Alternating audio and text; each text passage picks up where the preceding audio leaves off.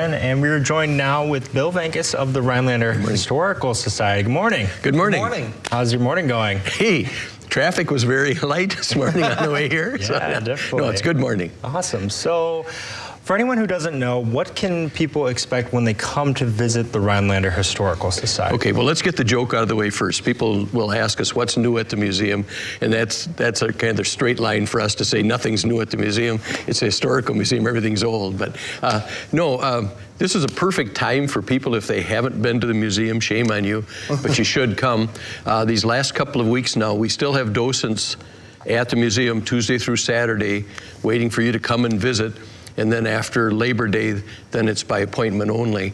But a lot of the schools have started in the southern part of the state and in Illinois already, so our attendance starts to drop off a little bit this time of year, so it's a perfect time to come and visit us. It feels like Illinois started schools earlier and earlier now. I'm originally from there. I don't remember schools ever starting this early, but it seems like some people, like I have an August 12th birthday, it's like that birthday, the next thing you know, Illinois schools are starting. I'm like, wow. Yeah, my grandson lives down by Milwaukee. He started on the 20th. So. I thought Wisconsin schools had to wait until like early September. I guess it. Same thing. It used to be because so many of the employers counted on students to work that I thought they passed a law that they couldn't start until, but boy, I don't know. Yeah. I thought there was a law that maybe it's private schools, I don't know, or somehow they got permission, I don't know. I don't. Sure. But anyway, so this is the perfect time, if you can, to come down. Like I said, Tuesday through Saturday, you'll get more one-on-one time with the docents. But again, if you can't make it those weeks until after Labor Day, there's a number. If you just call our number, you'll get a cell phone number to call, and we're happy to come down. I mean, that's what us volunteers do, is we try to show off all of the items that people from this area have donated to the museum. Yeah. And so it doesn't do any good if it's locked up in a house or in a file cabinet. We need to get it out. So we do that. We've got our website that we've really enhanced over the last year with lots more history. And in the off-season, what we call after the winter months, we'll load it up with even more. So we encourage people to go and look on that. There's like 36 people now that have been highlighted in there, and plus businesses and places and things like that.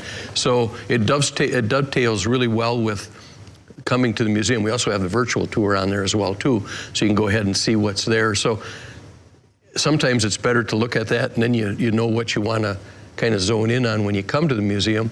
Other times after you come to the museum, it's kind of cool to go and look it up because you can look into more detail on stuff. So they work really well together. So we're doing good. Even though the museum is closed other than tours by appointment, we will have our Halloween open house that I know Devin's been to for sure. And then we'll have our holiday open house again in it's usually the first weekend in December. I would encourage people to look at our website or Facebook for the exact dates on it. Yeah. So we do that.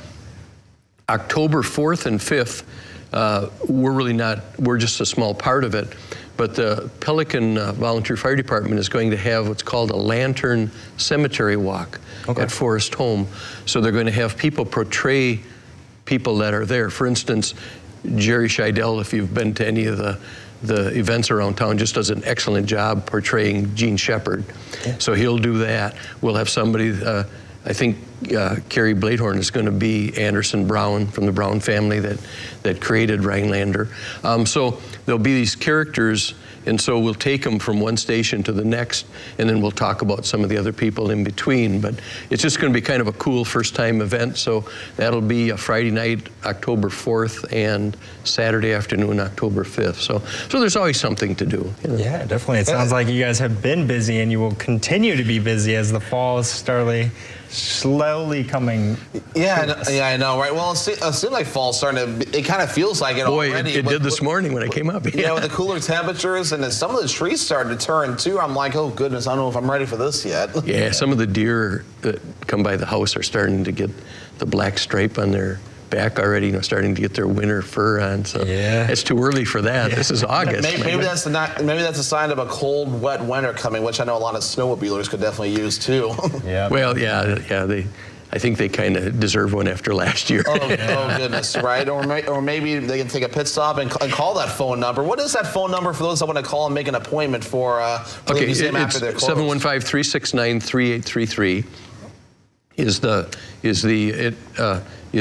number. I have to double check, make sure that's right. I get it confused with the food pantry sometimes. When you volunteer at a lot of places, you have too many numbers, but I'm pretty sure that's it. And like I said, you still have a week and a half to come where we'll have somebody there, waiting for you. And then, like I said, after that, if you just call and you're not in positioning us or anything like that, I mean, again, the people of the community have been so generous to donate so many really cool things, many one-of things that we feel duty-bound to share it with people. So we love talking history, or we wouldn't be involved in this, right? Yeah, right. And obviously check your guys' website too. That'll have all the information you need, whether it's contact or is learning more about the museum and whatever else is there. Yep. Yeah. And again, if you look at some of that stuff, hopefully those are teasers to encourage you to want to come in person. Exactly. Coming in person, that always kind of is the best experience for anything, even the museum too. It is. You get a better feel of what's going on. The house it's just a cool place with all the old stuff in it, but it just comes alive when people are there. For instance, those open houses, the Halloween and the holiday one, especially the holiday with the music and everything, the place just comes alive, and it's just, so it's neat when if you walk around, you could walk around by yourself if you wanted to and look at it, but when people are there and there's laughter, especially children and everything, it really makes the place come alive. Awesome, sweet.